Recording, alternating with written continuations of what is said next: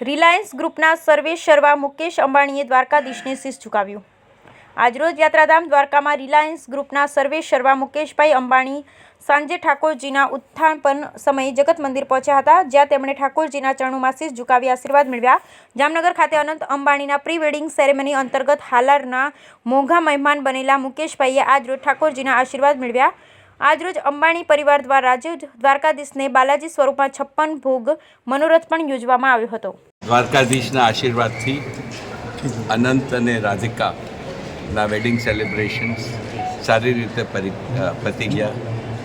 બધાનો સહયોગ રહ્યો અને મારે પર્ટિક્યુલરલી જામનગરવાસીઓને ખાસ થેન્ક યુ કહેવાનું, કારણ કે એમના સહયોગ વિના જામનગર હવે ઇન્ટરનેશનલ મેપ ઉપર આવી ગયું છે અને આ દ્વારકાધીશના આશીર્વાદ વગર થાય નહીં।